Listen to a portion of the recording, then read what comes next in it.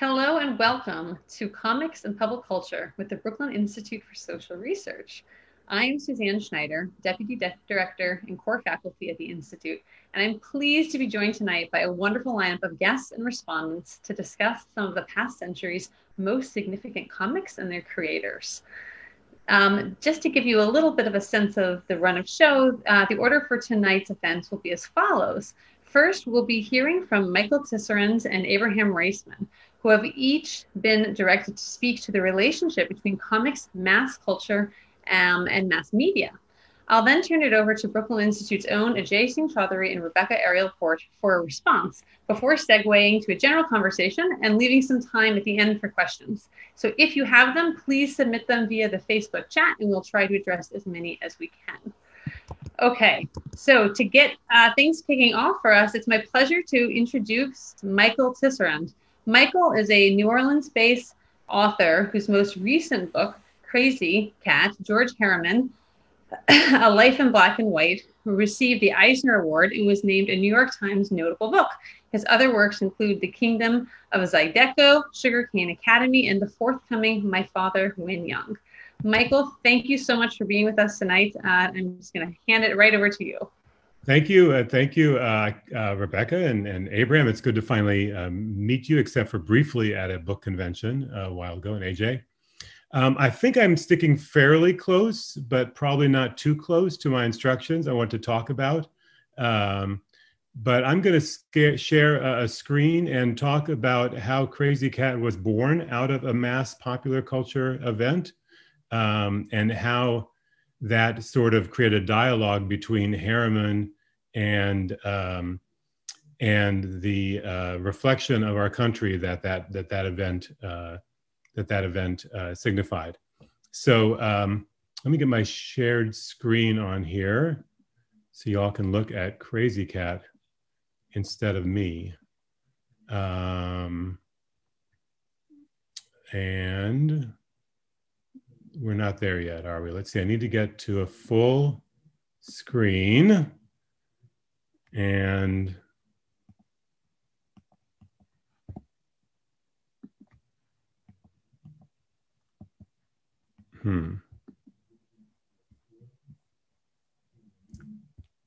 sorry about this. It worked in our rehearsal, didn't it? Let me try one more time.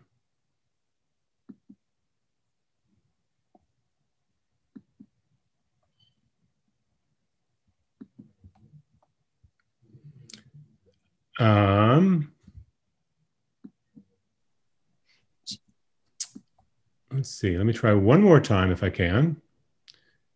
After which,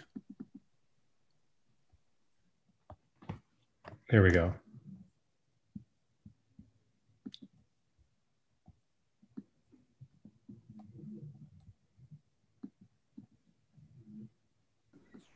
Thank you for bearing with us while we sort out. Thank you, everybody.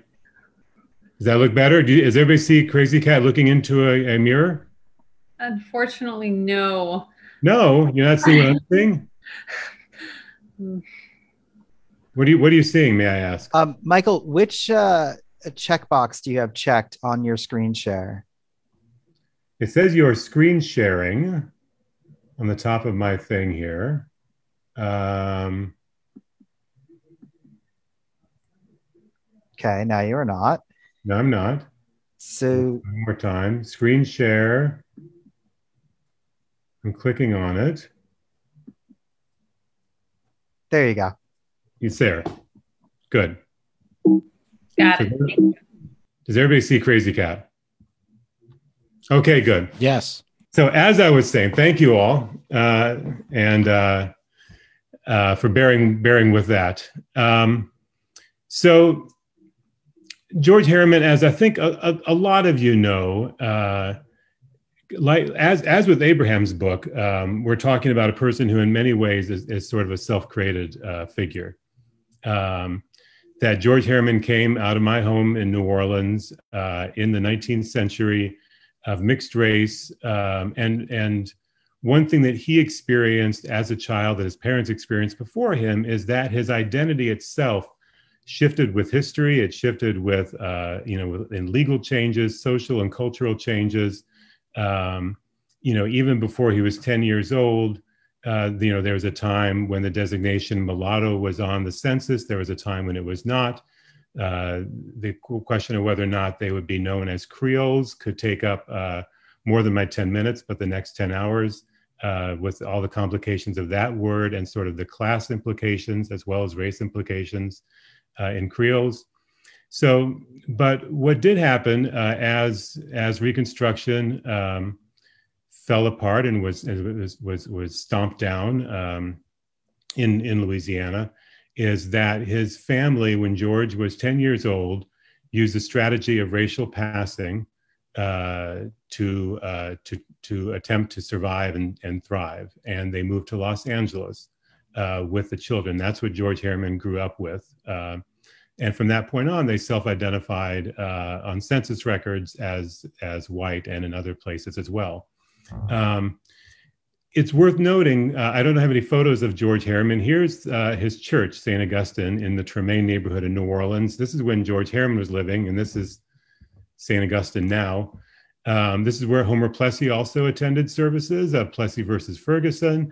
The Herriman family were political activists that were deeply and personally and professionally involved in ensuring voting rights and civil rights in 19th century New Orleans and in the South in the United States. Friends of the family hand-delivered a petition to Lincoln for voting rights that Herriman's father and grandfather both signed on to. So the decision to leave this behind and pass, I think has to be seen in the light that they were searching, for a way to survive at this time. So I'm going to fast forward now 30 years. And so Herriman went to a wonderful school in Los Angeles. And by the way, all images I use here, because I'm going to go through these very quickly, is on my website in a section called The Illustrated Krazy. And I put all the images that I use in my book on that site there. So including full comics and pictures and historic documents. So Herriman left. He worked for Joseph Pulitzer and William Hearst newspapers. He's trying to make it as a cartoonist in New York and Los Angeles.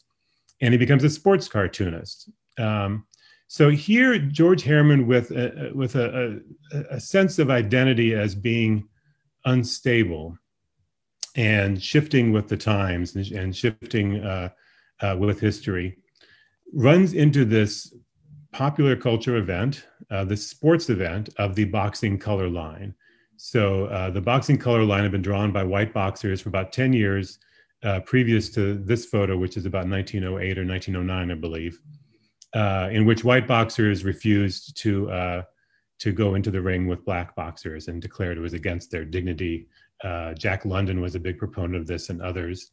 So here's George Herriman with his entire experience of race and identity and social identity coming to this story where it is the most binary, black, white, yes, no, weak, strong, kind of a fiction that popular culture could throw up there.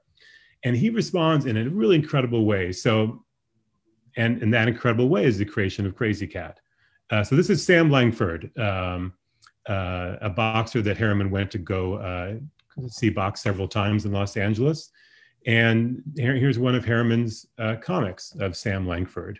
And this is the first time you really, in that first panel, you see the face that becomes Krazy Kat's face.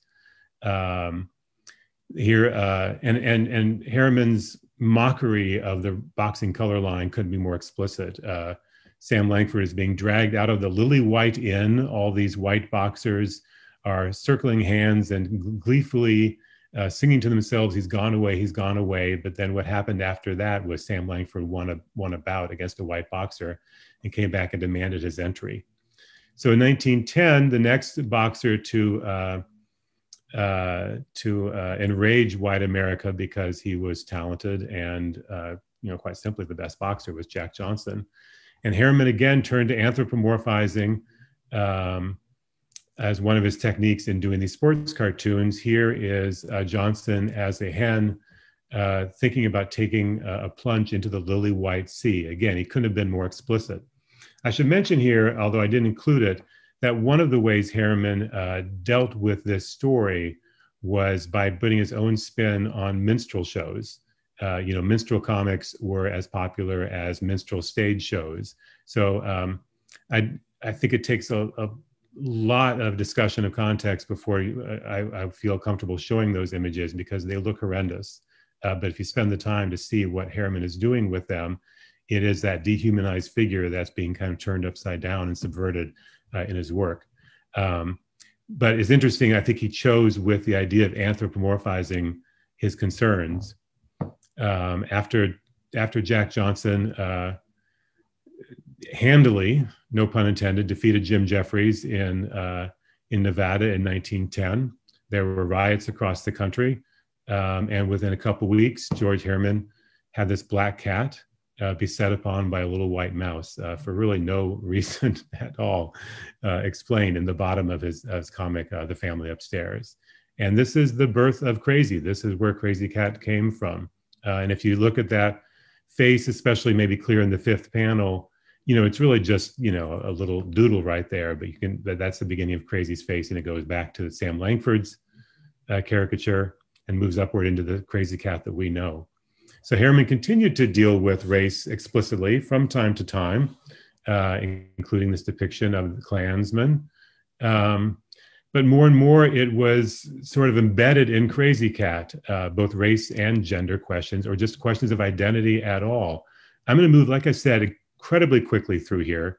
But here is Krazy Kat weeping because of a word that he or she thought, the Krazy thought that Ignatz said, and finds out the word is just enigma. So that's really kind of a startling strip when I came across that, what was being implied that Krazy was upset about being called by Ignatz. Here is a panel that is on Abraham's t-shirt, which shows how both gender and race were kind of put to this test of a shifting, unstable, and non-binary identity. I noticed Krazy, sometimes you're a miss, then again you're a mister. Yes, Ignatz, so am I. And this was not just, there were pronouns, switch back and forth, he, she constantly. Herriman said in a conversation with Frank Capra that it was a very conscious decision. And it's strip after strip. He made violent love to me and he asked me to marry him. But you're already married, not to a husband, Ignatz, to a wife, says Krazy. And that just goes on and on. There's Krazy in the fourth panel. I don't know which to take, a husband or a wife. Here's Ignatz trying to insist there's just two kinds of people, just two. And two kinds of cats too, says Krazy. Here is this wonderful interspecial love being eyed by Officer Pup there. Remember when Herriman showed up in New York in 1900, he had to tell a census taker something, and he said he was white. And here's Krazy Kat talking to the census taker again, having to fill something in that line that answers the census taker's question, and his real inability to do that. I think really in Krazy Kat, I see as maybe a 34-year answer to a census taker's question. You see Krazy's race being seen in the sort of symbolic use of the tail. You see it in a beauty parlor that shows up again and again. Dark cats go blonde, blonde mice go dark, it's all wrong. Here's another beauty parlor story as well. One of my favorite strips of racial passing, a cup of coffee black, says Ignatz. This isn't black coffee, says Ignatz, and sure it is, says Krazy. You got to look under the cream. And here's maybe the most famous strip of all, that, what does all this lead to for George Herriman? I think it's for this statement of purpose here, that language, and I would say visual language as well as verbal language, is so we can misunderstand each other. So here is kind of the origin story. This is that first panel we saw. I noticed Krazy, sometimes you're Miss and then you're a Mister, so I am, but why? How did it happen? And Krazy says, it's a sad story that will move you to a tear. When the ladies first got to vote, I went to the voting booth and the man said, are you a Miss, a Mrs., or a Mister? Not to offend him, I said, well, all three, whatever you want. And that's where my sadness began. Again, somebody trying to pin Krazy down. And how did people respond to this entrance of a crazy character in popular culture? Well, if voting in popularity polls in newspapers can be believed, they hated it, especially the gender issue. More than one time you saw people writing in print about what is this Mr. and Mrs. Being talked about. So Krazy does go on. I think this use of Krazy Kat to do a very personal statement then went on to inspire the world through comics like Peanuts and through Calvin and Hobbes, leading into the age of graphic memoirs, really. And we were off camera talking about Art Spiegelman's Mouse, but that idea of using cats and mice to tell a deep historical story, he certainly would say is inspired greatly, if not most of all, by Krazy Kat. I'm just going to end with this one strip, which just shows how personal Krazy Kat is and can be to Herriman, and how much of Herriman you can read in Krazy Kat. A star falls, a little star, just a baby star. So Krazy Kat sees a star falling in the darkness, grabs it, takes the pillowcase, creates a hot air balloon, and sends that baby star back up into the heavens. It had fallen too soon. And there's a note left behind. I'm back home now and happy, thanks. And they say, do you think Krazy had anything to do about it? And Ignatz says, him. This strip was done by Herriman weeks after his daughter died. And I included here in part because it's my single favorite Krazy Kat strip, but also just to show what he could bring to a story of cat and mice. As in this daily strip, just a few months before he died, almost no words at all, twilight, and then twi-dark. So that is Krazy Kat. If you know this strip, it is a tale which must never be told, and yet which everyone knows, and which Krazy Kat and Ignatz and Pup's story found its way into popular culture, into Hearst newspapers, and live forever, thanks to Herriman's work. And thank you all. And I look forward to hearing Abraham talk now. Oh boy. Should I just jump into it? Okay, great. Well, hold on. Wait 1 second, Abe. I was going to give you your formal introduction. Oh yeah, I guess I shouldn't assume everybody already knows who I am. Go ahead. Michael, thank you. That was really wonderful, and it's kind of gives us I think a lot of good food for thought. But we will kind of return to Krazy Kat and Herriman. But next up, we're going to toss it over to Abraham Riesman, who is a journalist and author who is a longtime staff writer at New York Magazine and Vulture. And his work has appeared in Washington Post, Wall Street Journal, New Republic, among other outlets. And most recently, Abraham is the author of True Believer, The Rise and Fall of Stan Lee, which was just released last month. So welcome, Abraham. Unmute. Hello. Great. Hi. It's great to be here. I just want to say before we go any further, BISR is great. I took a class at BISR. That's how I got to know Suzanne. I apologize. I took a really wonderful class a few years ago. So if you're watching this and you're not already signing up for BISR classes, you should do that. I realized can I just toss up this photo of Stan that I like? It just might be, let me do the share screen here. Preview. Okay. Can people see it? You can see it? Okay, great. So basically I wanted to talk really briefly about the shared universe, the concept of the Marvel universe and now Marvel Cinematic Universe and its origins with Stan Lee. So basically the only thing I can think of, and I await the discussion after this and then Q&A, maybe I'll be shown up as an idiot, but the only thing I can think of that really compares in terms of nature and complexity to the Marvel universe, the Marvel comic book universe of superheroes that Stan Lee being the editor of Marvel back in the 1960s. This kind of idea of sorry, you know what? I should take a step back here. Stan Lee. I'm going to tell you who he is. Stan Lee was born in 1922 in New York City. He got into the comic book business very early on. Comic strips had been around a long time. That goes back to what we're talking about with Herriman.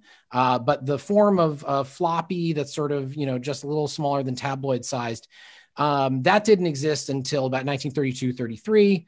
Stan, early on in the history of the comic book, becomes a guy who works in that industry. He was first a gopher, then he became an editor and a writer. And in the 1960s, this is a very brief version of all this. In the 1960s, starting in 1961, he and a group of collaborators, most notably a writer-artist named Jack Kirby, started producing these comics, the Marvel comics that depicted a lot of the superheroes that are now, plastered over every surface. So, the Avengers, the X-Men, Black Panther, Spider-Man, a lot of these core characters were all created in this very brief period of time from like 61 to 63. Their provenance is much debated. It may have been something of a collaboration between Stan and Jack, these characters in their initial creation, or it may have all been Jack. That's not something that we can resolve in this particular conversation. But the point is, it was huge within the geek world, within the eventually the world of college intellectuals smoking dope and looking at their blacklight posters. Within an increasing group of intellectuals, Marvel really became this cultural phenomenon in the 1960s. And one thing that distinguished it from what had come before in the world of superhero comics, and because superheroes had been around since 1938 with the debut of Superman, but what really set this apart was, among other things, everything took place in a shared universe. There was one construct, this sphere of stories in which everything that you read in a Marvel comic happened. And that meant anything that happened in a Marvel comic could influence things that happened in another Marvel comic.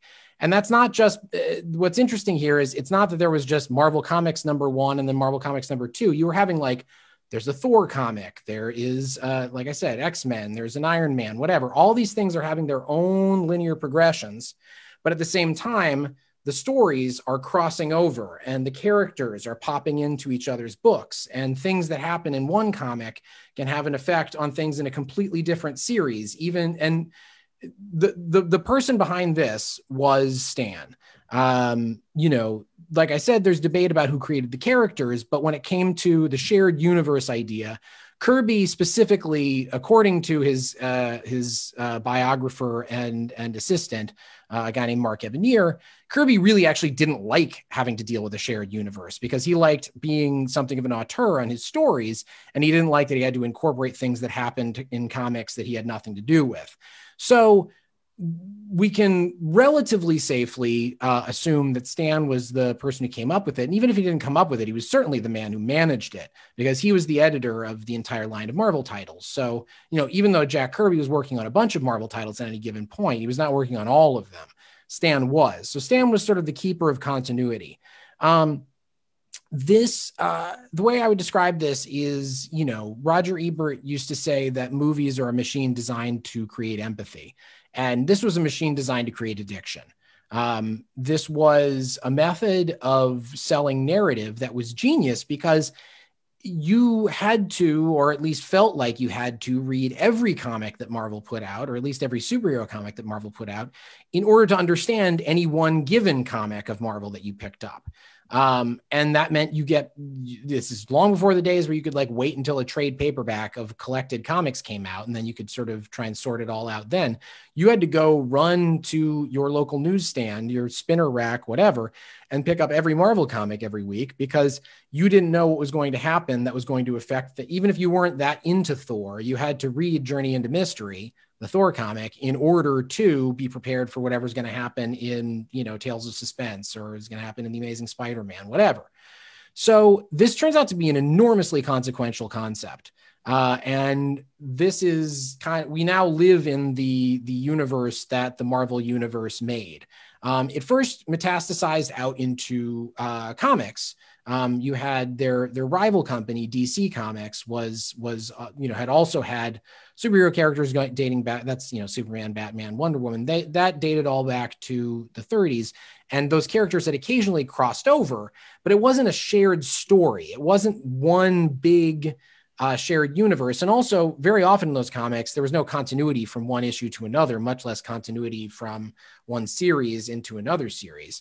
So after Marvel succeeded with this model, DC aped it, and then future comic book companies have aped it, and it turned into this world within superhero comics that is just, it's an Ouroboros. It is just a constant churn of remix, which is not the worst thing in the world. There's actually a lot of magic in the iterative and interconnected process of telling stories in the Marvel universe. This was what I was going to say at the beginning.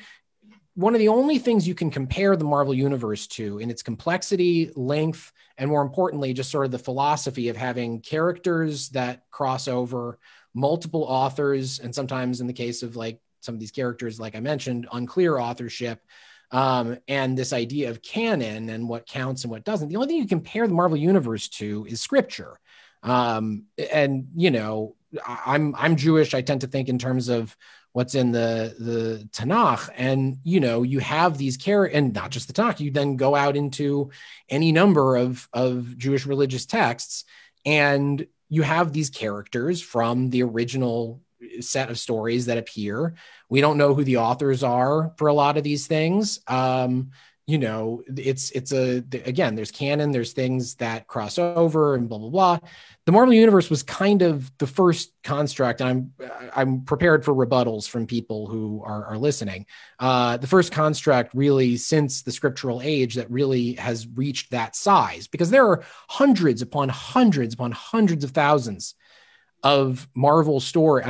That's too many numbers. I'm not good at math, but there's a lot of Marvel stories out there that have been published in this shared story, in this one gigantic meta narrative, this tapestry, this, latticed network.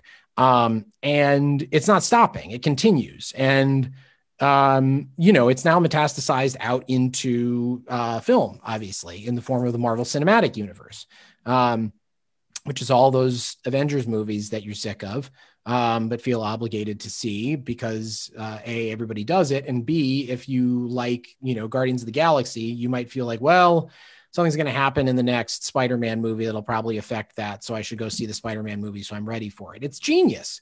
And again, you can do interesting things with that. You can play around with that. You can play around in the sandbox of continuity and go, oh, this story that happened 40 years ago, that nobody remembers, that wasn't that big of a hit. It had an interesting character in it. I want to bring that character back, and I want that character to have done the things that happened in that old comic, and we see what they're up to now. You can tell these fascinating crossover stories where you take big ideas from one title and big ideas from another title and try and mash them together to make even bigger ideas. There's a lot of magic in it, but it's also late capitalism at its finest. It's just creating something that it's very now in that it's like a subscription, it's everything we do now is by subscription, and you almost have a subscription to the Marvel Cinematic Universe if you're somebody who, does popular culture. It's dangerous. I don't want to opine too much, but just personally as a consumer, I find the degree to which every purchasing decision is now a function of addiction or trying to create a new addiction to distract us from our other addictions is very troubling. But you can't lay all the blame at Stan for that, but it is certainly true that this concept of the shared universe, that continuity, is now something that everybody covets. I mean, every franchise in entertainment tries to do this now, whether it's in film or, to a certain extent in print books, but prose books rather. But, mostly in film, you have this, and television to a certain degree, you have this movement towards trying to do what Stan pulled off with the Marvel Universe. But, there are perils and promises of that alike. And I'll shut up now and maybe we'll chat a little bit in a moment. Thank you so much, Abraham. That was going really, really wonderful and just excellent to hear your thoughts. I'm going to toss it over to my colleagues here to kind of give us a little bit of a response to what we've just heard before we open it up for kind of more general discussion. So I'm just going to add, as is my custom here, a few words of introduction. I'm happy to be joined by Ajay Singh Chaudhary, who is the Executive Director of the Brooklyn Institute for Social Research, in addition to serving as a core faculty member specializing in social and political theory. And he's joined here by Rebecca Ariel Porte, who's core faculty specializing in literature, literary theory, and aesthetics.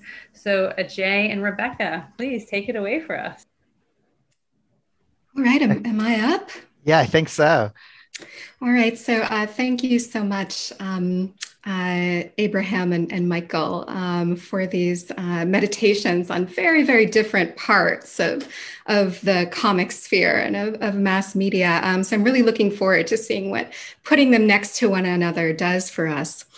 So I'll pick up just a little bit in my very brief remarks before I turn things over to Ajay and we kind of talk about what we've just heard on something that seems like a really interesting contrast between the work of George Herriman and the shared universe of Marvel as sort of fomented and fostered by Stan Lee. And I will cop to the fact that I do know a very little bit about Herriman at this point, having taught our Krazy Kat class here at BISR, and also been a long time reader of those comics. And I know absolutely nothing about Marvel, so I'm learning a lot. I've got a book tonight. You can buy. You'll learn a lot. Oh, really? I hadn't heard.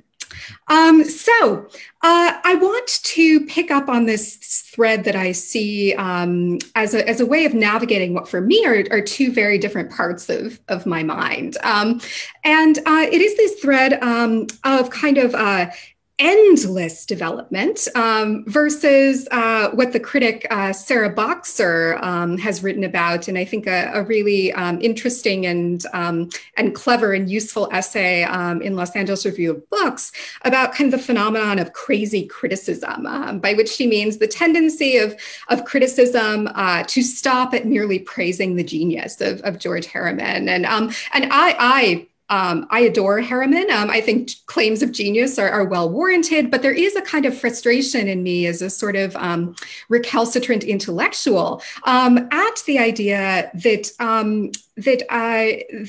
criticism can do nothing with Herriman. But I think Boxer has a really salient point in that there is no development in Krazy Kat. And I'll sort of remind us of time here, right? So Krazy Kat stops in 1943, I believe 1913 is the start date or thereabouts. Krazy Kat stops in 1943, whereas we're kind of jumping a little bit when we move to the work of Stan Lee. And so it's reflective of a different era.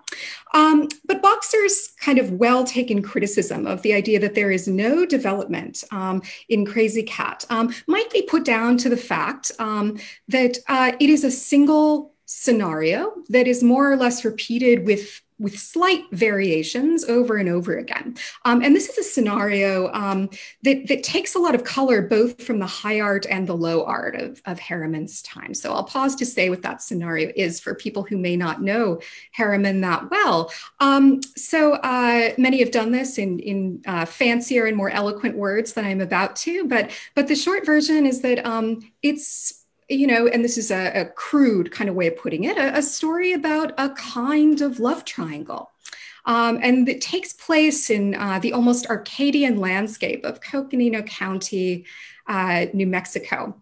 Oh, Arizona. I'm mixing up my Southwestern states in an unforgivable way. And in this story, it is the cat, Krazy, a gender fluid creature, who is in love with the mouse, Ignatz, who is a sort of kind of a violent and anarchic force through much of the comics. I think it's not putting it too strongly to say, who ends up throwing a brick at Krazy and this kind of gag scenario that might be drawn partly, for instance, from silent film and slapstick comedy and kind of parallel developments in animation at the time, but is also a scenario that gets complicated when we introduce the third element of this triangle, who is an officer of the law called Officer Pop, who appears usually to drag Ignatz off to jail and just happens to be in love with Krazy. And this minimal scenario foments the kind of long run of Krazy Kat throughout. So as one learns from Michael Tisserand's biography, the Herriman circle involved Walt Kuhn, who is famously the architect, the major organizer of the Armory Show in 1913. So this famous show that kind of introduces Americans to the kinds of most avant-garde of European art at the time, right? So Duchamp, right, and Magritte, and Picasso, and all of these different figures and names of note. And we don't actually know, I think, whether Herriman actually saw the show, but there is in many ways a lot, or there are in many ways a lot of things to be said about the continuities between the elements, not merely stylistically or formally in these kinds of daily newspaper comics that are quite experimental, taken as much, I should say, from fellow comics artists of the time. But the idea that kind of, all of these sorts of modernisms mingle in Krazy Kat. And part of the minimalism of this scenario is that it allows this wild stylistic experimentation. So in these comics, perhaps there is no development in the sense of plot or in the sense of character, right? Like these characters are almost exactly the same, I would say, in the end, although there are kind of inconsistencies, sometimes depending on where you find these characters. And there are all sorts of ways in which the kind of stylistic development becomes its sort of own sort of parallel plot, right? And it's made it sort of endlessly open to all sorts of allegories. And people have wanted to hang allegories of race or gender or politics even on the kind of minimal bones of this scenario, which are echoed in some ways in the glorious and rich kind of representation of open space that you get in the backgrounds of many of the comics, which is worth its own kind of dissertation. So the kind of place that it fits in the mass media landscape is kind of on this weird line where it's appearing in daily newspapers, and yet it is not necessarily always kind of the most popular thing there. In fact, it's hanging on by a thread at times, right, and is kept there only kind of by sort of favoritism from above in certain scenarios. But at the same time, the kind of refusal in a way to be anything other than what it is allows for these sorts of deep meditations on philosophy and language and all sorts of aspects of life that Herriman just would not exclude from the realm of the comic, right? So it is in a way a kind of reduction to say that he makes much out of a small scenario, but also it is the very sort of simplicity of that scenario that enables the incredible kind of variegation of the work to proceed. So I think that's where I want to bring my remarks to an end and ask Ajay to think a little bit for us about his observations. Thanks, Rebecca. That's great. Especially this question of allegory, I think is going to come up quite a bit when we think about sort of Marvel. And where I want to start, you sort of contrasted, right, Herriman and Stan Lee, and I think I wanted both contrast and connect, these sort of different aspects of a word that only occurred to me as you were talking, a phrase that I quite like. From Mark Fisher, but popular modernism, which doesn't necessarily mean popular in the sense that everyone likes it, but popular in the sense that it is modernism of the quote unquote high art, but somehow in the midst of and using the materials of quote unquote low art, right? And I think we see. I actually think if you look at some of the images, so I mean. Abraham gave us such a rich story of sort of Stan Lee and his influence on sort of cultural development. And I think there's some things to be said about that. But I actually wanted us to look at some of the images that were so striking, right? Abraham mentioned that there was a great appeal that Marvel had that was sort of quite different than other comic books that were coming out, especially in that sort of glory years, the early 60s. And then we'll talk about maybe the later 70s in a moment as well. And that this had a broad-based appeal. It felt very new. I'm not sure if it's the only version of this sort of contained universe since Scripture. I mean, but in this era, there's also in the world of say science fiction, you have like someone like Isaac Asimov, right? Something like 40-something novels all within one universe. Tolkien, very famously, right, doing this kind of stuff in the world of fantasy. All right, fair enough. No. This is not meant to. I wasn't actually meaning to undermine you, but in a sort of very kind of Weberian move, we see the way in which Marvel sort of perfects this mode, coming into perfect match, as you said, with a mode that was already developing in late capitalism. But before we can sort of, I think, get there, I think we should start with the actual stuff. So I am going to try my best to not break the computer. All right. So can everyone see this? I can. Cool. So this is the first appearance of Galactus in Fantastic Four, I am pretty sure. No, it's not the first. It's not the first. One of the first. You would know. Yeah, it's early. Yeah. It's early. But yeah, it's early. It's early enough. And you can see right down there at the bottom the sort of to me, it's like a mystery. It doesn't really need solving, right? It says by Stanley and Jack Kirby. Like people will fight to the death over who did what, and it doesn't really maybe matter for the moment. What I want to sort of look at for a moment, what you have on the left side of your screen is the sort of a copy of the comic issue. Unfortunately, I didn't caption these, so I don't have the exact issue. And on the right is the original pre-colored art, and you can actually see it. This one is, I believe, signed by Kirby. And they're quite extraordinary. And one of the things that's really interesting about this that I'll pick up on later is that if you look at those early, and it's really especially because Abraham was talking about the appeal of these comics. If you look at the early Fantastic Fours and things like this, they're not very like politically audacious, shall I say. They're actually quite reactionary, if I might use a pretty strong word. They're very law and order. They're very nationalist. They're very patriotic. It's almost to the point of propaganda. And in fact, of course, as Abraham notes in his book, sort of propaganda was sort of in Stan Lee's blood. We can say like in the sort of good way and in the bad way.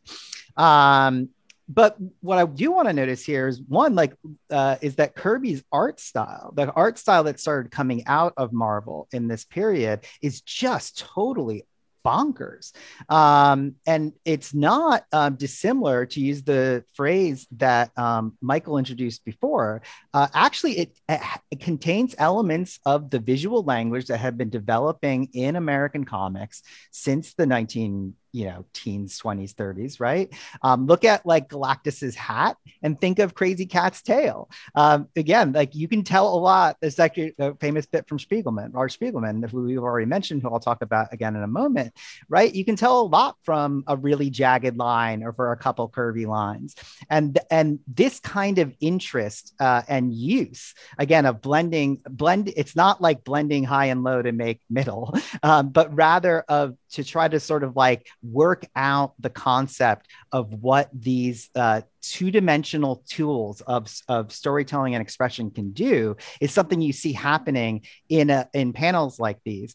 And one of my favorite parts of your book, I keep wanting to call you Abe, I'm so sorry, Abraham, is it's totally fine. Do whatever you like. Is these quotes from quite early on, well, early-ish, from Alan Moore about reading. So Alan Moore is a very famous comics creator from a bit later, and says, talks about reading Fantastic Four number 3, which if you go back and read Fantastic Four number 3, which incidentally unrelated to your book, I had read recently, and I was like, oh man, I forgot how fucking right-wing these were.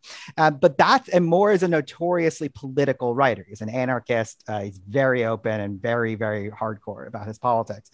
But he has nothing to say about the politics, of course. What strikes him are two other things, and these are the things, and so I'll read. He says, this comic was utterly stark raving, foaming at the mouth, stupendous. The most immediately noticeable thing was the sheer strangeness of Jack Kirby's art. And I think you can kind of see that here. It had a craggy, textured quality that looked almost unpleasant to eyes, that had become used to the graceful figures of Carmine Infantino. This is the head of, I think it's the head of DC. Again, you can correct me if I'm wrong. Yeah, at times, yes, but yeah. But also an artist, or the smooth inking of Murphy Anderson, two artists at DC that said it was a taste which quickly grew upon me. Moore reserved special praise for, this is your words, for the stand-written dialogue. What was special was the characterization, the way the characters talked, thought, and behaved. You had Reed, who was given to making long-winded and pretentious proclamations, everything from Epsilon radiation to universal love, who always looked as Sue, right, the invisible woman, who always looked as if she'd be much happier curled up in an armchair with a bottle of Valium in the latest issue of Vogue, rather than being captured by the mole man or someone of that ilk. Johnny, who was brash, loudmouthed, and not a little bit obnoxious, the sort of person who looked like he'd have less trouble picking up an articulated Laurie than he would picking up a steady girlfriend. And most important, Ben, about whom you had the impression that he was always on the verge of turning into a full-fledged villain and quitting the Fantastic Four for good. And I love this bit because, in fact, what Moore is getting at is that there was something very original in the form that was, regardless of authorship and all this stuff, in the form that was being done, in the way in which comics were developing, right, from the strip into the comic book, right, in this kind of way that is endogenous to the circulation of modern mass media culture, right? But also is drawing in, right? If you're thinking about the world of the Armory show, as Rebecca just mentioned, right?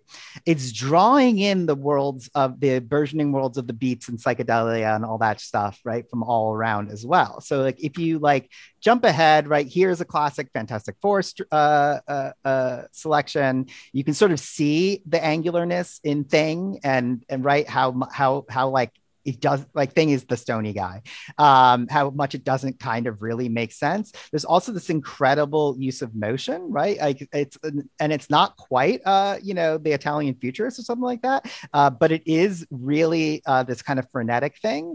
Alongside here we have one of the early depictions of the Silver Surfer, supposedly again a Kirby creation or a Kirby Lee creation, God knows.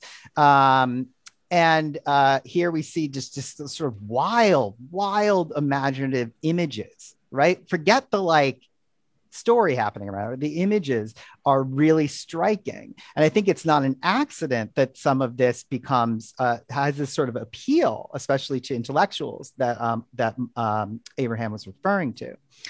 And you can see these things really come together. For people who have seen the film version of Black Panther, this might seem like you've been hit across the head with like a 2x4 or something. This is in fact an early Black Panther comic. This one drawn by Jack Kirby. I don't know who did the text on this one. But you can see actually all these elements coming together. Right, we can see the motion. We can sort of see the use of expressive lines. This is a splash page. It's almost like updating us on the medieval. What's it called? Like illuminated manuscript. Like it's almost like the carpet page for the 20th century.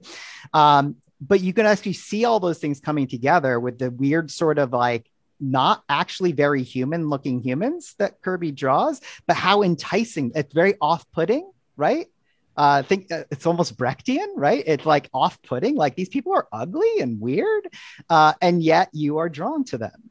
And I think that is a really wonderful thing. And the other thing, or really important to note, especially as in this early phase, the politics of Marvel, which later becomes much more pronounced, is pretty muted, right? So Kirby says, oh, I have to have a Black character. It's actually a really wonderful, actually, I think it's a blog post by the science fiction writer P. DeJelly Clark, where he goes into this in great depth. Kirby feels like he should include a Black character and whatnot. But the parallel Clark draws there is actually to Buck Morris's famous argument in Hegel, Haiti, and Universal History that like it was in the air, right?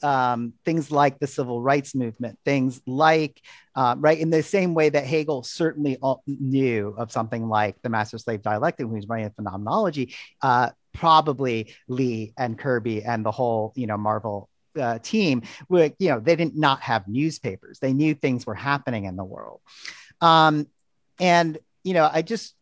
If you wanted to see like a late version of this, I mean, this is, and again, think about that category of popular modernism. This is just wild shit that Jack Kirby ends up sort of throwing up here and Marvel publishes, right? This, I mean, this is from the Eternals. I don't think this is, in fact, was super popular. Again, to sort of echo maybe some of the early stuff we talked about with Herriman. I don't think these were great selling books, but they were part and written for and really sort of wrenching what you could out of a specifically line-driven drawn two-dimensional medium in a way that actually is so ironic because of the way that these are then famous. Like, so a lot of one of the reasons I also wanted to do like Galactus to the Eternals is that these have proven extremely difficult to adapt to television, to cartoons, to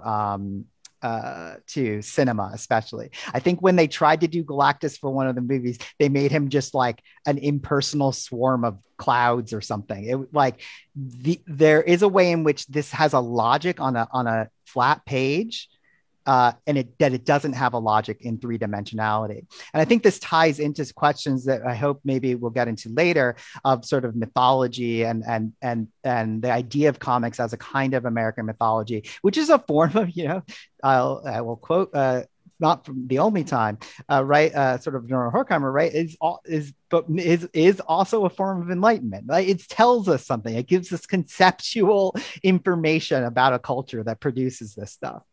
I didn't. Let me stop screen sharing. I didn't grab the other thing that I wanted to.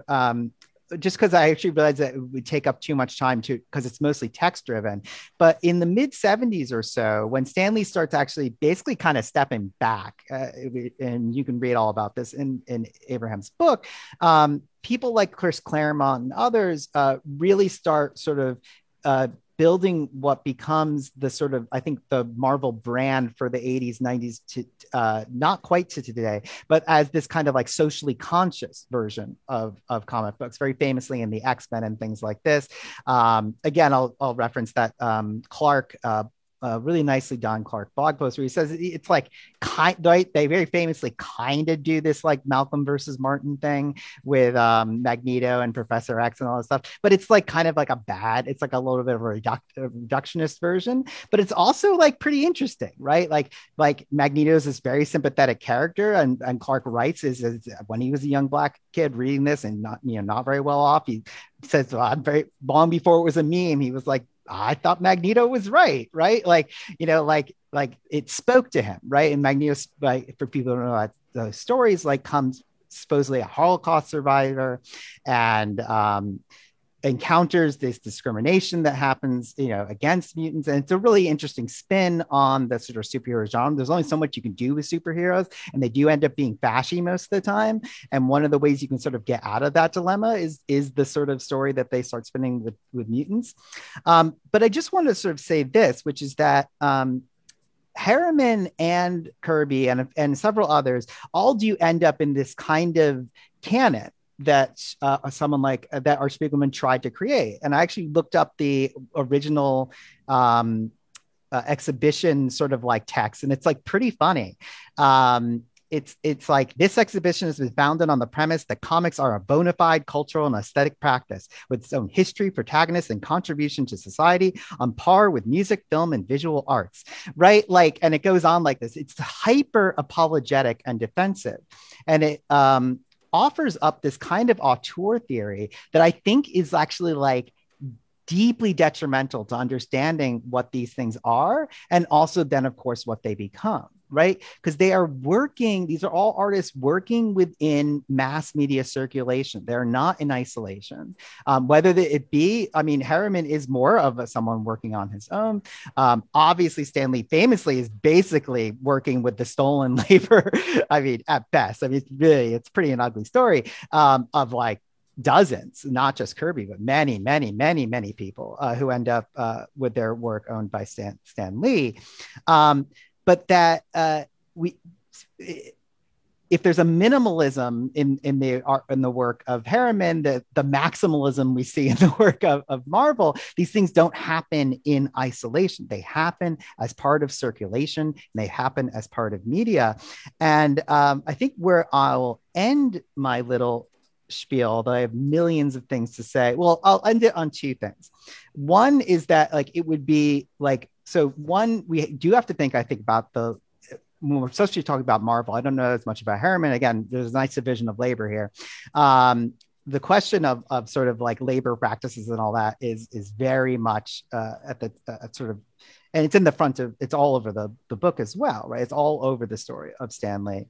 But there is also this sort of weird way in which some of the more cutting and radical edges that we see in something like Herriman, or that you see in those 1970s Claremont X-Men comics, like the ones like Days of Future Past, or God Loves, Man Kills, things like this, which really do focus on these deep, sort of, not deep is maybe the wrong word, but interesting engagements with human difference, sort of get ironed out over the course of the creation of the Disneyfication of Marvel, right? As part of, right? But like the kind of gender fluidity that Michael just showed us in the Krazy Kat comics would still be considered like way, way, way radical certainly in contemporary Marvel cinematic universe, and they say even in some contemporary, it's been played within the comic books, but this often just gets ironed out. And Disney has something like, I forget what it is, like 20 or 30% of like global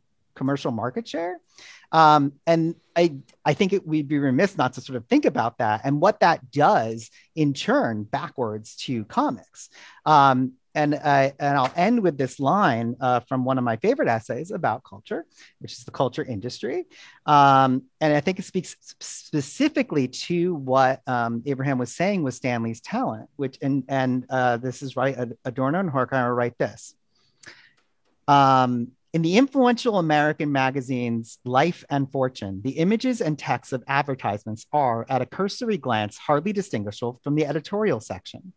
The enthusiastic and unpaid picture story about the living habits and personal grooming of celebrities, which wins them new fans, is editorial, while the advertising pages rely on photographs and data so factual and lifelike that they represent the ideal of information to which the editorial section only aspires. Every film is a preview of the next, which promises yet again to unite the same heroic couple under the same exotic sun. Anyone arriving late cannot tell whether he is watching the trailer or the real thing.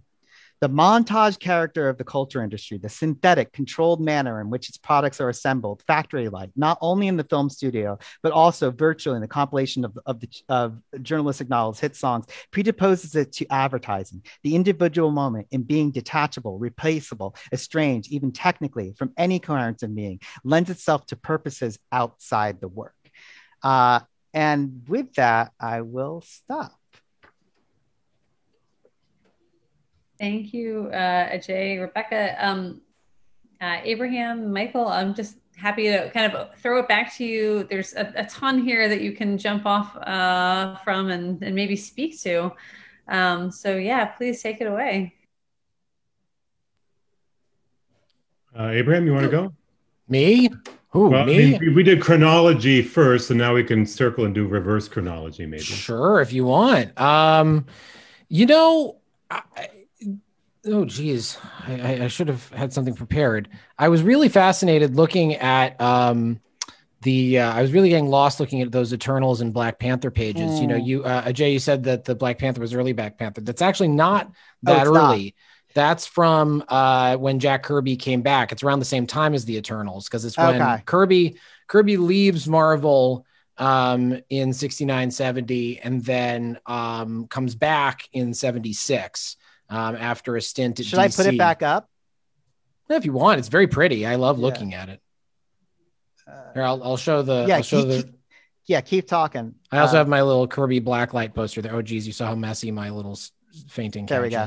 Go ahead. But anyway, so you know, I also want the thing that's been sticking in my brain is I agree that the Marvel universe is not, it's not the, I shouldn't have been quite as hyperbolic as I was, but what I was trying to convey by putting in the context of scripture is the sheer magnitude of writing that is considered canonical as part of it, because the Marvel universe is, you know, it's just every chapter as built upon the other, and they all happen like simultaneously. Anyway, I'm sorry, but no, it's great. You know what?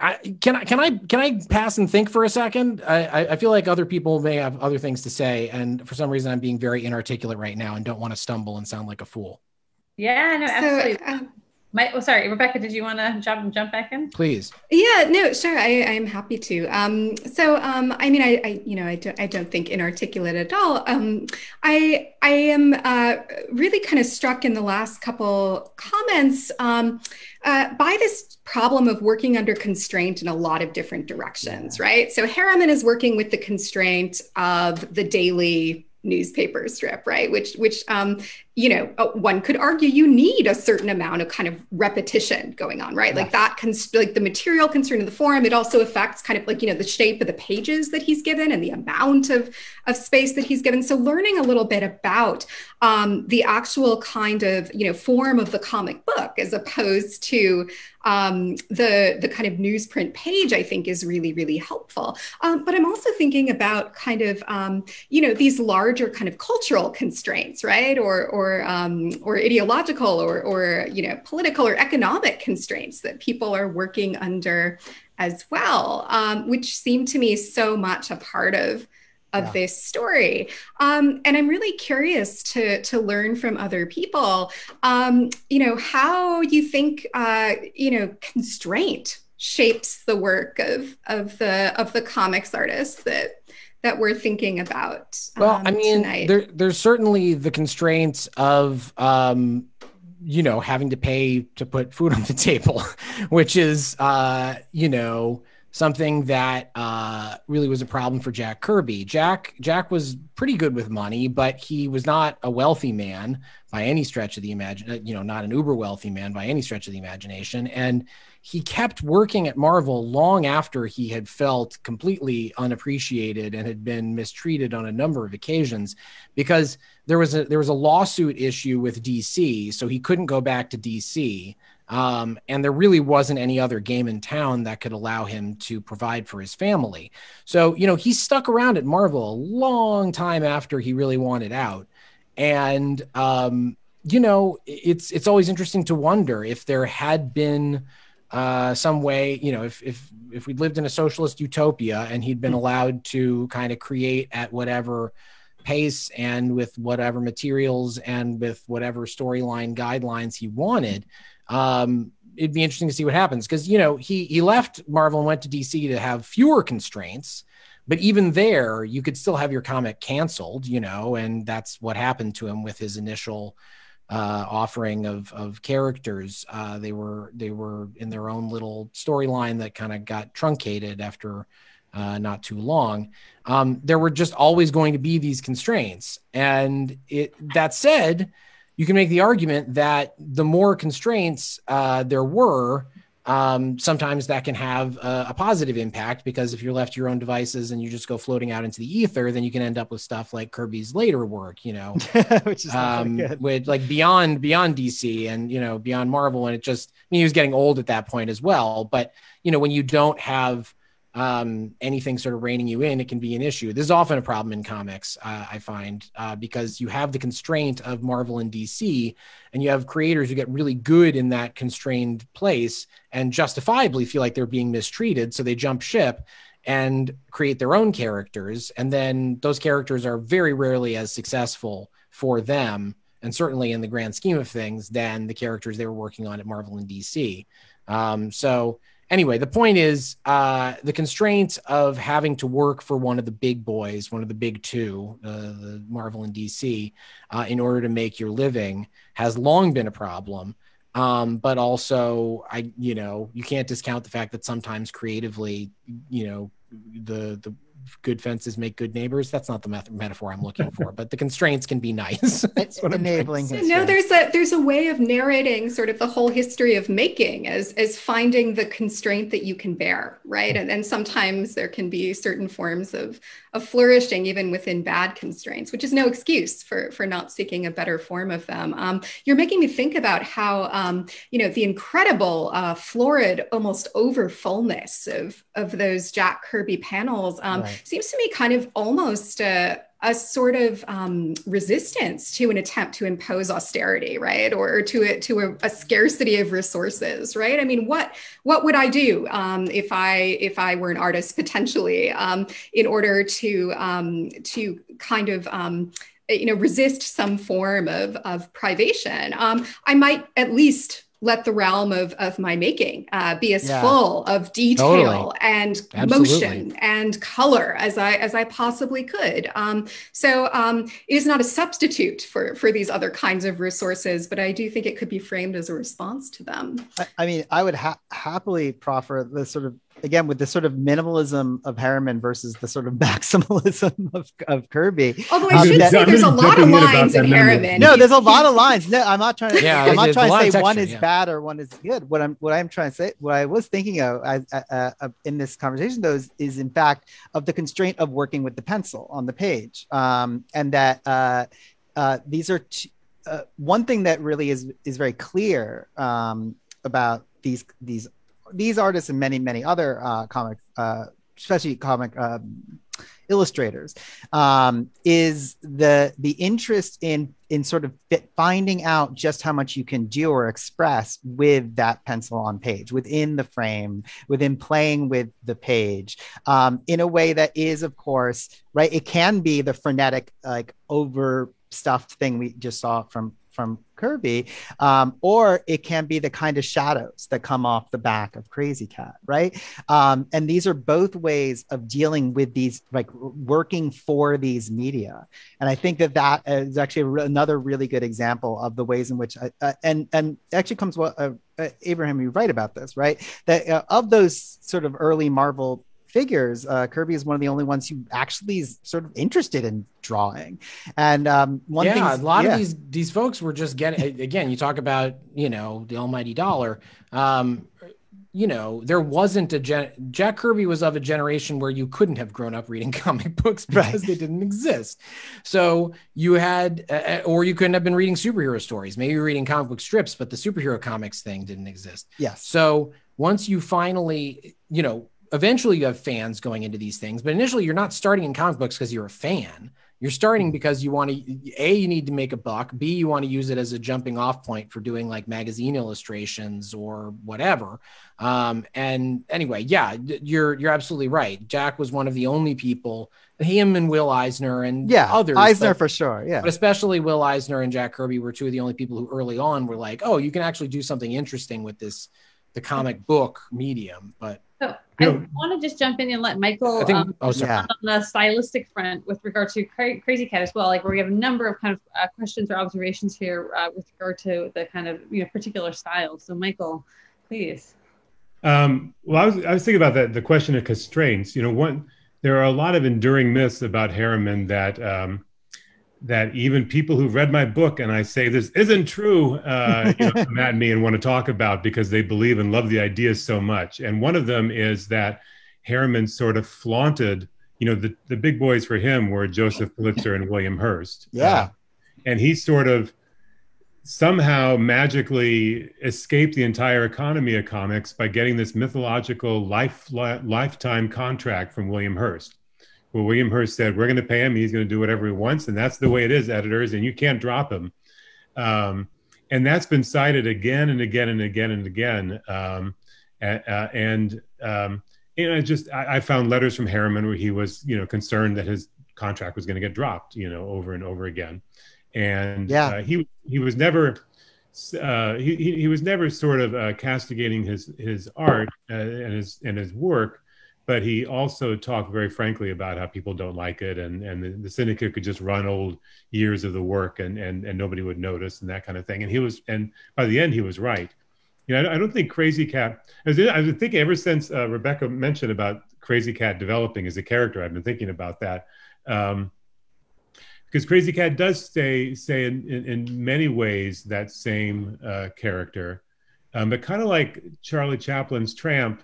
Enters into different types of stories with that same character. Yeah. So in the beginning, those daily strips are just minstrel shows in vaudeville by structure. Like they actually have the end men and the sort of malapropisms, and the brick is actually an answer to Krazy Kat getting a word wrong or something like that. And that's what it is. It's a slapstick. It's a slap brick. And then the 20s, that kind of moves into Herriman set up his table at the Hal Roach Studios where the Laurel and Hardy and Our Gang movies were being filmed, and it becomes kind of in conjunction with the Coconino County is kind of left aside for a while, and you see these kind of movie lot backgrounds in Krazy Kat. But then by the 30s and 40s, when people weren't reading as much, it becomes really, I think, even more mystical and more personal that Krazy Kat's dropped into. And also, like with Charles Schultz and others, you can see Herriman's own struggle, his arthritis and physical pain kind of enters into the line that he's drawing too. So that the creation, the creator kind of collapsed the last few years there, I think, in a lot of ways. But you know, the minimalism is crazy in Ignatz. I mean, especially Ignatz. I mean, they're just doodles. You know, and you know, like Tintin, maybe, you know, the face is so blank you can just project everything about yourself, you know, onto that character. But then the landscape is the cross hatching and the shadows you were talking about are so rich and deep. And the Coconino, funny you mentioned the Coconino County, Rebecca. That when Herriman died, the New York Times said he created a mythological county and named it Coconino, and they had to run a correction afterwards saying there really is a Coconino County.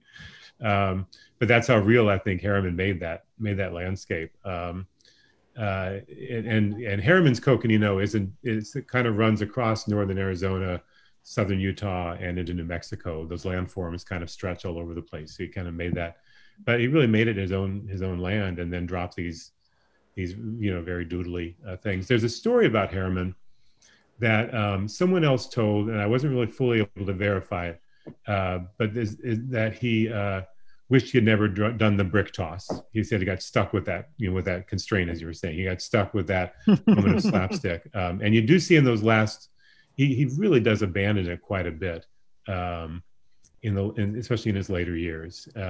There's an implied brick a few times, and there's a landed brick still a few times, but it's really more about a meditation on the spirituality lessons that he got from his, from the Dene people of Arizona, or other ideas that he's, using that space to play with at that time.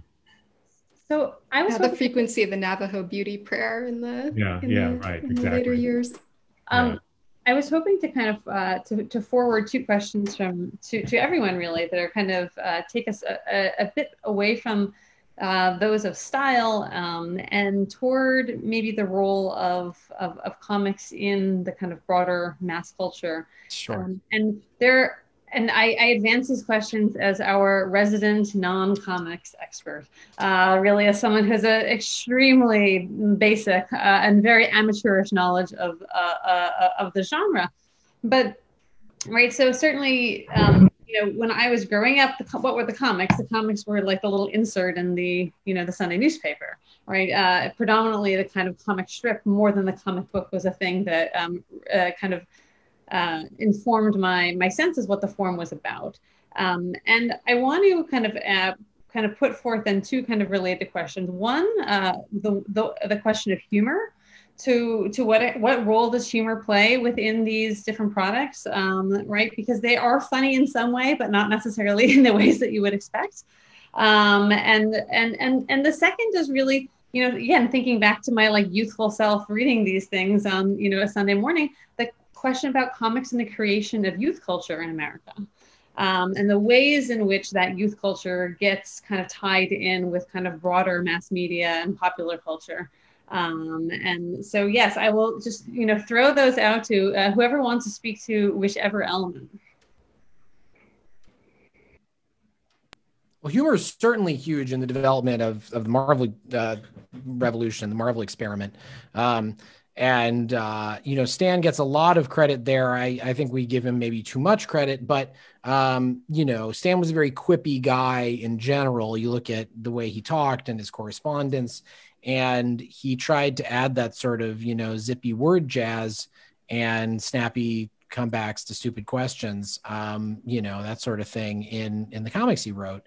Although, saying wrote is kind of I hate having to talk about these things in brief because it gets very complicated. But the point is, humor was a huge reason why people were turning up and picking up those comics every week, because not just the humor, and this is something that I always try to point out, it's not just the humor in the stories, it's the humor in the letters pages.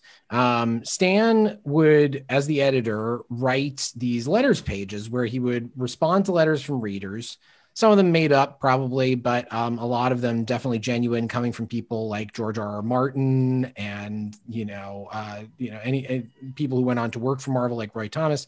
He'd respond to these letters and he'd give little previews of what comics were coming up. And he'd have a little column called Stan's Soapbox where he'd just sort of riff on something, maybe comics related, maybe not. And when I interviewed people who grew up as boomer kids and teenagers reading Marvel back in the 60s, I would ask, so what drew you? Why did you keep coming back? And I swear to God, more often than not, the first answer out of everybody's mouth was the letters pages. I felt like I was a part of something, like I was part of this community, and this guy loved me and he loved making the stuff he was making. And it just felt really good to see that he could talk to us. Cause he also, the guy's like 38 the 60s, he's like 38 to 48. And he, at that time, is writing these missives back and forth with teenagers and with kids. And he has an incredible rapport with them. And a lot of that was humor. He just had a great sense of irony and satire in his speech, even beyond the actual comics that he was contributing dialogue and narration to. So I think without humor, you really don't get the success of what Marvel turned into. Rebecca, do you laugh reading Krazy Kat? I do. Uh-huh. It took me a while to learn to laugh reading Krazy Kat, I think. It's one of those works for me that, and I suspect this is partly a problem of historical distance, right? That it teaches you how to read it as you go. Many of these tropes would have been familiar, I think, to readers. As you say, it has these kind of these sort of checkered origins, right? In minstrelsy and these other forms of the popular culture of the day. But yeah, I mean, I think especially what makes me laugh about it is the wordplay. I'm particularly vulnerable to wordplay, and there's this complicated brew, as you know, of Cervantes and Shakespeare alongside Coney Island Yiddish and the popular jazz slang of the day. And there's something about the incredible, heady, almost kind of screwball pace when you really get going on a run of Krazy Kat that's funny. And also there is a kind of melancholy humor in it for me, partly because Krazy is this holy fool who loves in the midst of a world that is violent, and Herriman is aware of this violence, and that it goes on anyway. And that it is allowed to go on, that life can go on, and maybe there is something glorious and beautiful and a little strange about the sameness of Coconino County, but it's also this kind of resistance to time that comes at a cost, right? History can't get in to Coconino, and that's a refuge, but it's also really sad because nothing that also means it's going to change. Yeah. Bob Naylor, one of Herriman's cartoonist friends who did possibly some ghosting for him, said he asked Herriman, and Herriman said, "Life is a wry joke, and I just try to draw what I see." And that's what I feel. I feel like Herriman had taken. I mean, he had gone through some pretty horrific times, both personally, with deaths in his family and his own. He was a pretty sick man. I mean, there were jokes about his own rheumatism when he was in his 20s, until his death in 44. But there's a sense that he seems to have decided or landed on humor as how to process these times, and how to process his personal history as well as the larger history that finds its way into the strips. Lovely. And reading for me, like realizing I needed to read Krazy Kat out loud was a big step. Because once you try to approximate that Yiddish meets New Orleans meets German meets French meets everything, you make yourself laugh trying to speak in Krazy's language. There's this card he left behind to his nurse when he was in the hospital in the 30s that I still laugh at, which is it's a picture of Krazy Kat on a being wheeled down the hospital hallway, and Herriman wrote the sawing is over, but the malady lingers on, which I guess is just a pun, but it's just like it's pun at its loveliest, and especially when you say it out loud, the malady lingers on. It's sad also, right? Yeah.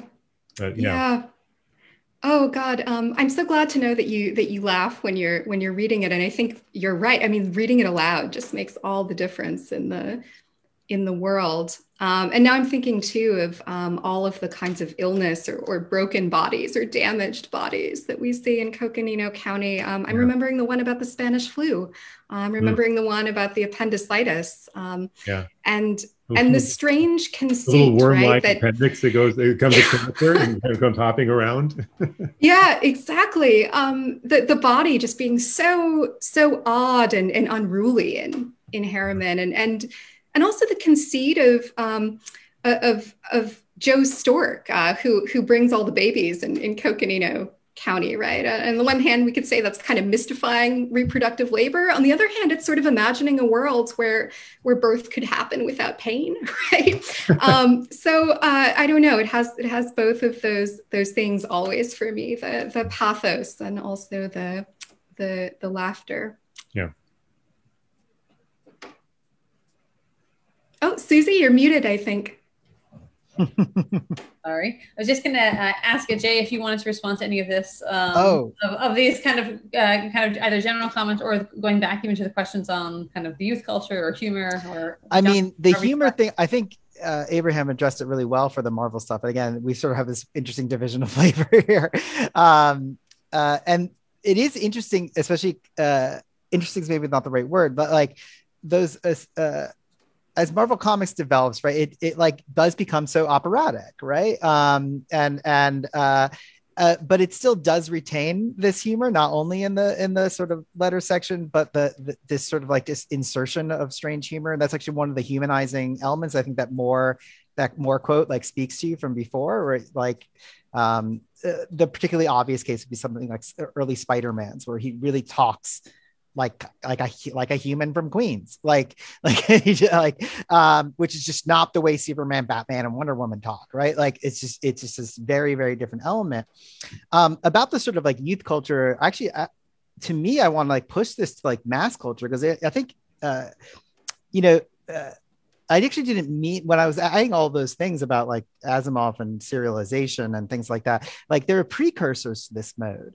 But there's a way in which what becomes sort of identified with the Marvel universe, comics universe, right? The MCU, is just such, and I said this before, but is just such a perfect match for what the culture industry becomes in the 21st century. I mean, the thing that I just read for you, right, is from 1943 to 1947, something in there, right, where each thing is the ad for the next. You can't tell the difference between the trailer and the real thing. And I was just thinking about my own teaching history of comics, right, that I, have had students read, Sandman, but really to think about the way in which you could play in this kind of humorous way between like a classic like Shakespeare and something that's so seemingly lowbrow as the comic book, right? Or reading something like Alan Moore and thinking about, dystopian fiction of the 80s and 90s that responds to Thatcherite change and Reagan and all that kind of stuff.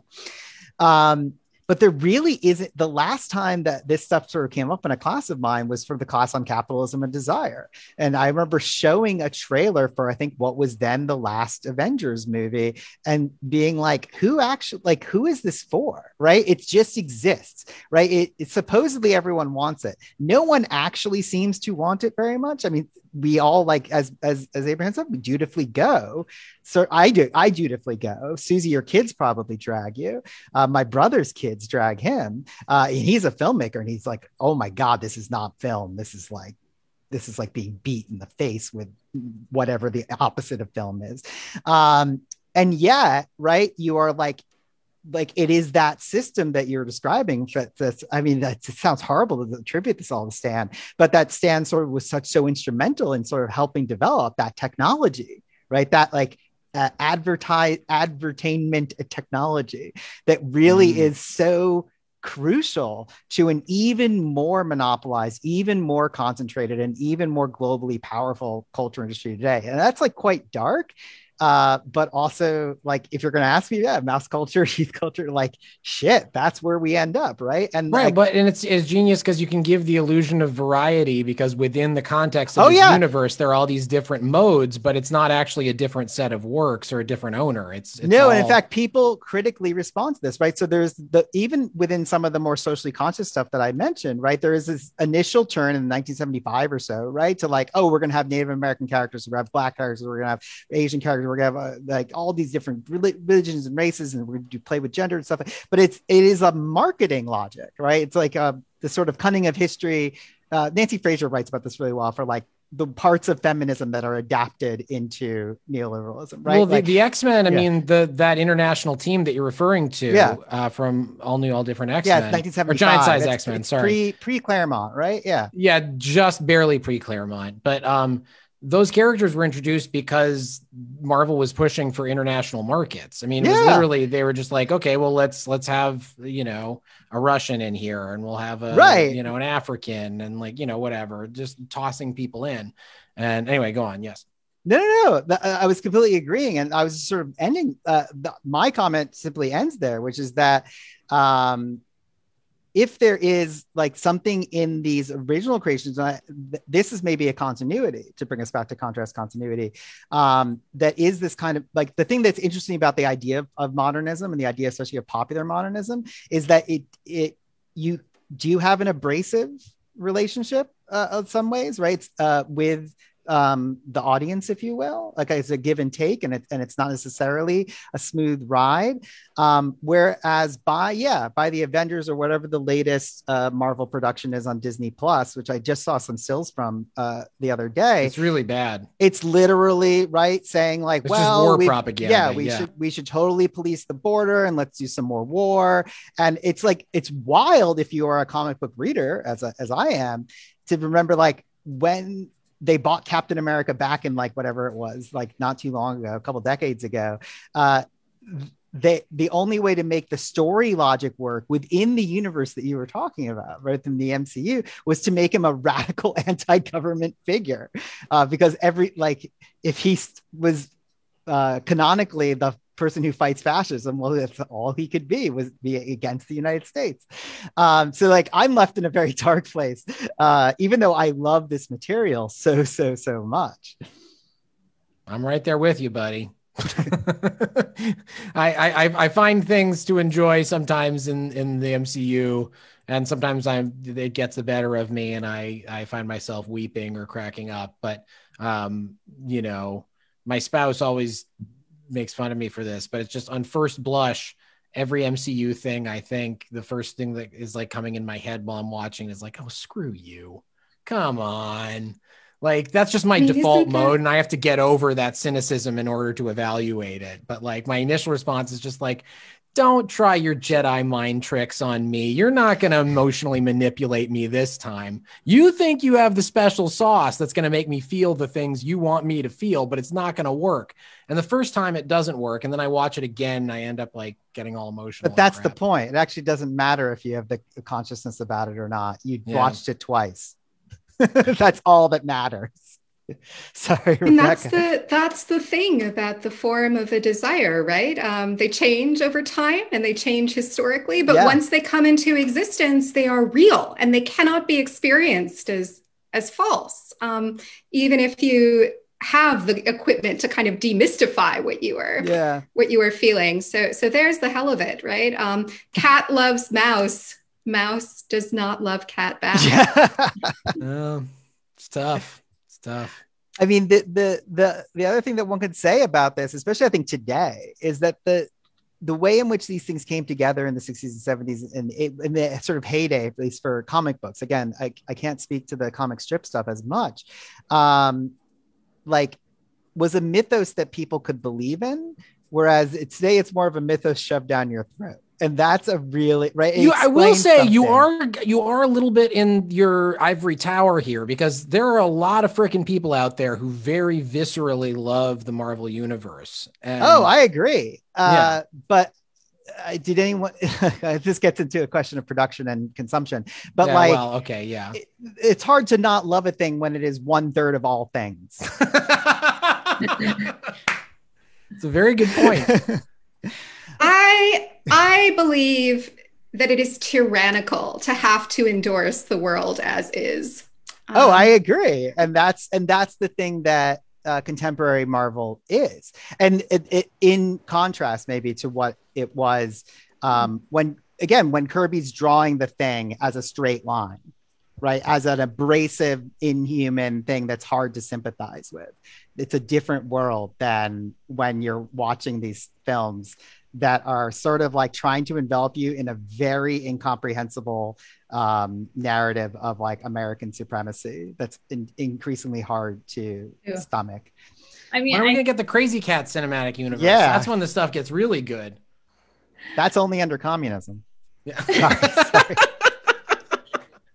Sorry, I'm on brand tonight. What can I tell you? I mean, Jay, I know that I'm like mixing my comic universes here, but when you talk about just like the like very contemporary comic books and this notion of like things being the mythos being kind of thrust upon you, I couldn't help but think about my twin daughters like did force me to watch the latest Wonder Woman.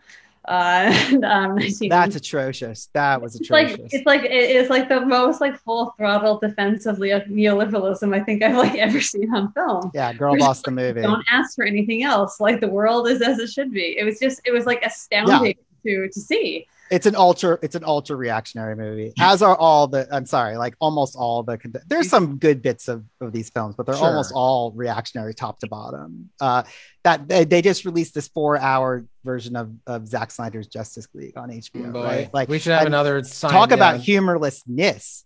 Right, it is just 4 hours of brutality and the celebration of there nothing. are attempts at humor, but yes, they're few and far between. Yeah. Well, so I have a few questions kind of have been popping up for the from the audience. I wanted to see if we could turn to at least a few of them before we wrap for the night. So Michael, I have two for you that are, I'll just kind of group them together, not because they actually make sense, but because they're both short and you can speak to. As long as they're not about the Marvel Universe. They're not. One is about. Sorry. No, I feel like I'm sitting here and I need to cop to the fact that except for a couple Spider-Man movies, the animated one, which and a few others. Oh, that was actually kind of good. The Spider-Verse, that was actually kind of creative. Yeah, and then Black Panther and the first Wonder Woman. I'm just not in that universe, but I'm enjoying hearing you talk about it. I feel like some people, myself included, if you have stood back from the universe and you manage to hold that position for a long period of time, it's kind of hard to enter into it. Where do you what's the first step you take? Which I have heard from people about Krazy Kat too. One of the questions I get a lot is, how do I read Krazy Kat? How do I start reading Krazy Kat? That's great.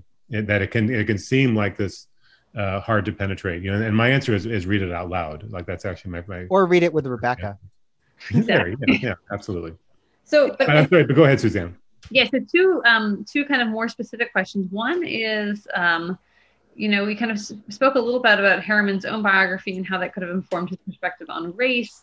But a question about where his like gender perspective came from, if you have any kind of sense of that. And then the kind of second question is about Herriman's illustration work with the writer Don Marquis. So I will throw these both toward you and speak to, whichever or both, however you see fit. Yeah. Well, the second one's pretty easy to talk about. So Don, and by the way, a Don Marquis, this is my contribution, a Don Marquis scholar informed me that it's pronounced Don Marquis after I gave a talk saying Don Marquis the entire talk. But no kidding. Huh. I know. I learn something new every day. Corrected. John Badger, and he's got the entire Don Marquis social club in New York. They go on watering hole tours and quite anyway. So anyway, this is that's kind of glaring in the light here. Let me see if I can find an image. Randomly picked, there is Archie the Cockroach. Seldom do I meet a person who will hold still long enough for me to get a meal. And that's kind of an example of the illustration. So what happened was in the 20s, which was Herriman's most popular time, Krazy Kat sort of was part of the jazz age. There was a Krazy Kat nightclub, bohemian hangout in Washington, D.C. that some of the reviews and traveler descriptions of the places suggested that it was, a gay club as well as a boho club. It kind of referred to women with short hair and things like that. And there are some photos that make it look like it's absolutely a great place to hang out. You've seen those photos, right? It's just they look like they're having so much fun in there.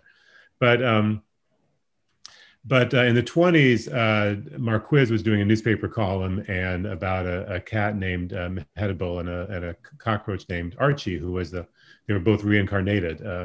Mehedable from Cleopatra, I think, from a queen, and Archie from a free verse poet. And the conceit was that when Don would show up in his newspaper office, Archie the Cockroach had left a poem waiting for him in the typewriter, and then he would publish that poem.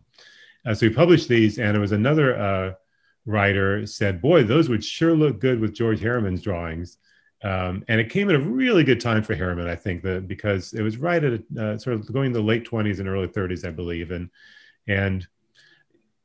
I really kind of think that every time Hearst was thinking of dropping Herriman's comic, his friend Gilbert Seldes would rush another Herriman is a genius article into Esquire or something like that, or this book came around. And I think that even if Herriman wasn't really pulling his weight as far as the readers on Krazy Kat, Hearst did having social and intellectual prestige moments in his paper as well, and I think that that it was reminded to him. So anyway, so that's the story. I recommend. The books are out there and they're wonderful, and there is like a really wonderful similarity in certain themes between Marquis's poems and Herriman's drawings, and they're great.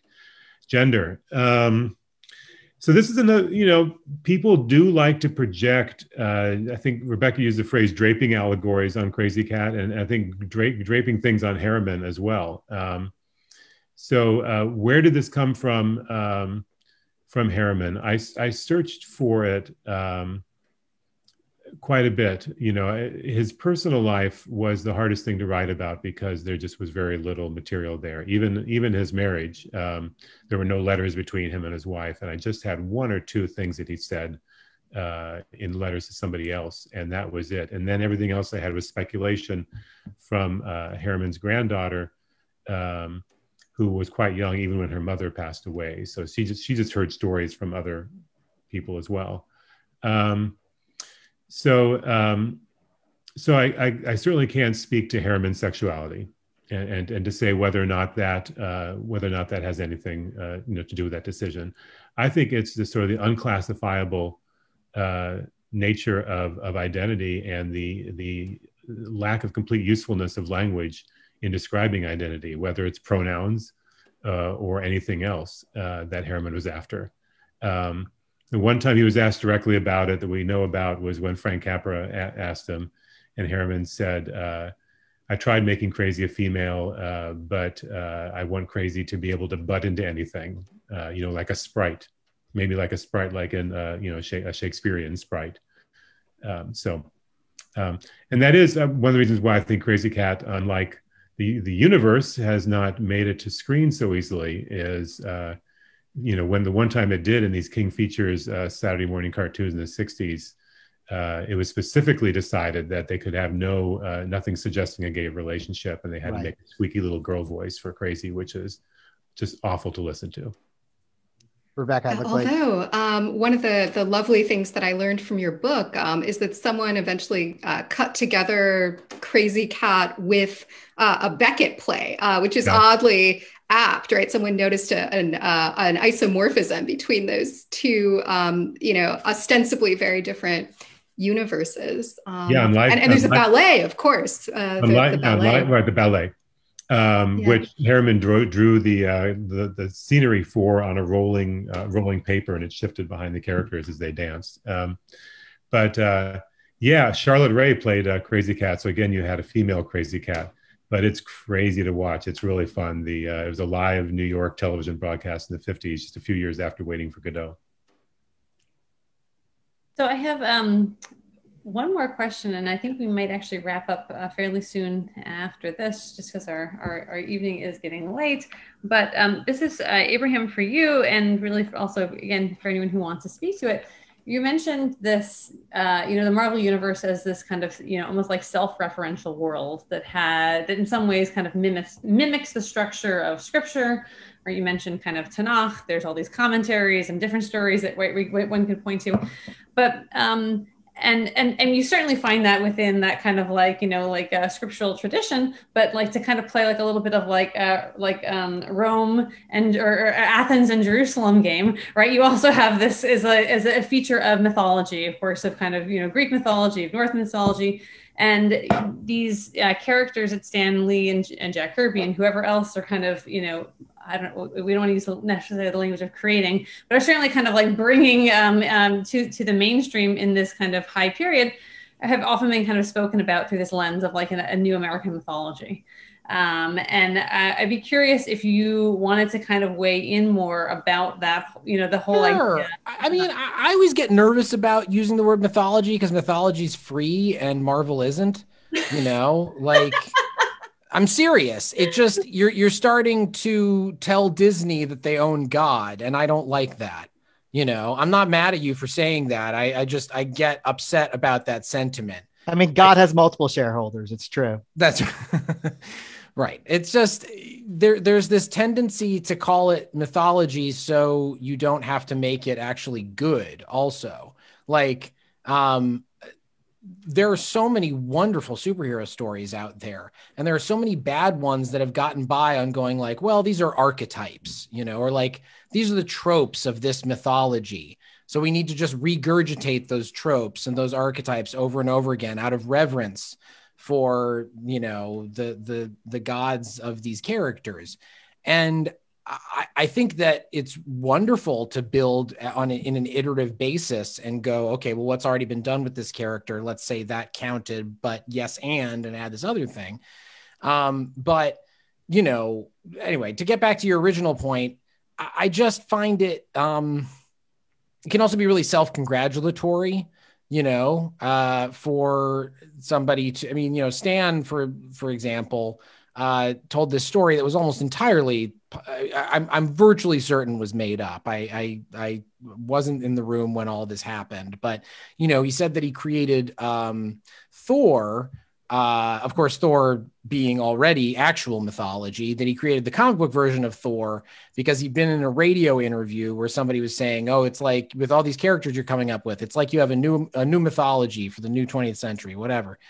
And I thought, well, that's interesting. This is Stan's version of it. So I thought, okay, well, I could create somebody from mythology, and we'll do it with Thor. Now, there are reasons why this radio interview almost certainly didn't happen. There was not a mythology yet because very few Marvel comics had come out by that point when he introduced, when the first Thor comic came out. And then there's the question of whether he had anything to do with coming up with the comic book Thor because, Kirby is a slightly more likely candidate for that for a number of reasons.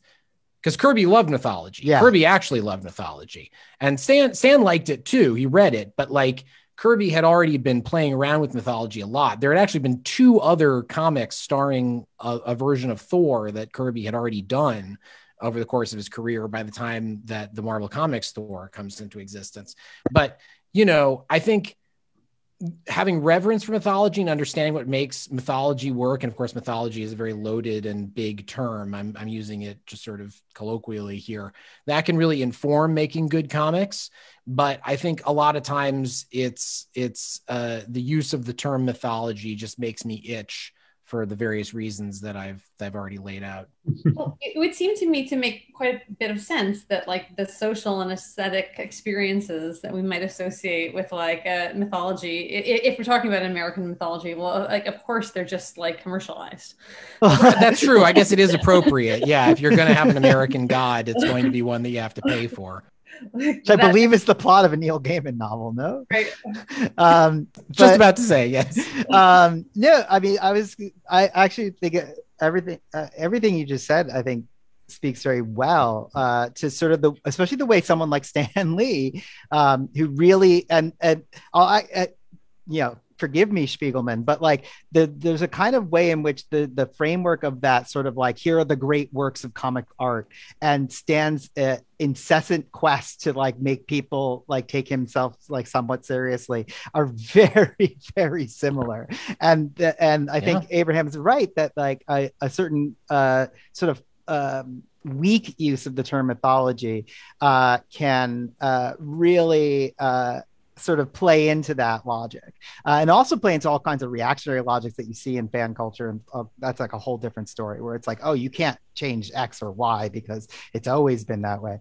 I will add this though, that when I think about myth and the way in which people talk about comics and as myth, and you can also connect this back to Herriman, right? With like starting in the margin, right? This thing disappears in the margin. It's marginalia that then sort of grows out. What a beautiful myth, right? Like it's an explanatory mechanism or a description, right? It does conceptual work for a certain amount of time. right? For it does some kind of conceptual work. It does some kind of explanation, and I think you can see this in Marvel Comics as well, in the work again of not just Stan, but of Stan Lee and Jack Kirby, of Ditko and Neil Adams, and all just Claremont, like all these people. And again, there's a billion people involved in these things. The fingerprints are everywhere, but there's also then this kind of right, a simultaneous explanation, but also like a regression, a simplification, and I mean, it is almost too perfect the way in which we are now subjected to the regression of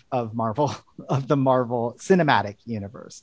Because in fact, at the same time, I mean, this is some real dialectics for you, right? At the same time, the comics go on and they really are still quite different. And a lot of like the culture around comic books, I think is affected by the movies for sure. So the company certainly is.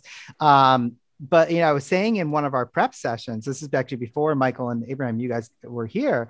You know, as you know, I used to go to, like, you know, back when we had things like Comic-Cons and MOCAs and things like that, I used to go to these things, and they would be amongst the most like diverse and cross-class spaces that exist. Actually other popular media as well, like things like video games and anime is really where you're going to find a lot of Black kids and a lot of white kids and a lot of Asian kids all together, from middle class backgrounds, from working class backgrounds, et cetera, sort of like intermingling. And that is actually pretty rare. We live in a much more segregated moment than, ironically, even the segregated moment that was being allegorized, to use Rebecca's apt phrase, right, in the Marvel comics of the 60s and the 70s. So like there is there's conceptual work, and then there's the sort of regression, and these things happen at the same time. Well, I will just finish by since I feel like I need to add to the mythology, I need a quote from Gilbert Seldes, who did the Krazy Kat Who Walks That's by perfect. essay, and says that called Krazy Kat a most gentle monster of our new mythology, which is a line perfect. I just like.